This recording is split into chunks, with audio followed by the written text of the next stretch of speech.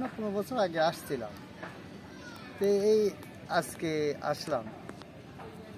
তো দেখছি আগের তুলনায় অনেক একটু ভালোর দিকে আছে। আর আগে তো মনে করেন কি বলবো, মানুষ আসতেই কেমন করতো।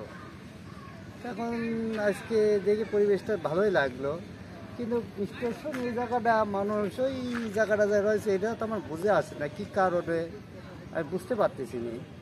হয়তো হতে পারে এটা যে এখানে তো আসলে রোদের তাপ, যার কারণে ওই যে বট গাছ আছে, বট গাছের ওখানে একটু যাতে শান্তি পায়, যার কারণে গাছতলায় বসে আছে, কিন্তু এখানে তো আর সেই শান্তি নেই।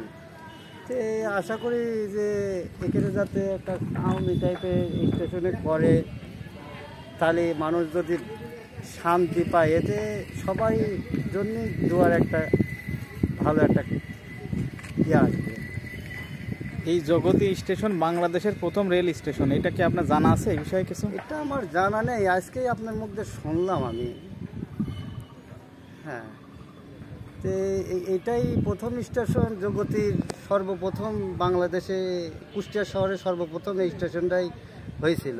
হ্যাঁ, তারপরে এটা একটু জ্ঞান হতে মানে জানতে হলে পারে আমার কিছু ময়মনসিংহের সাথে কথা বলতে হবে যে স্টেশন সম্বন্ধে আপনি কিছু জানেন নাকি। বাকি ময়মনসিংহের কাছে পরামর্শ সাপেক্ষে কিছু কথা জানার পর ইনশাল্লাহ আমি কথা বলবো। এতে আমার বক্তব্য শেষ করছি। আসসালামু আলাইকুম ওয়া রাহমাতুল্লাহি।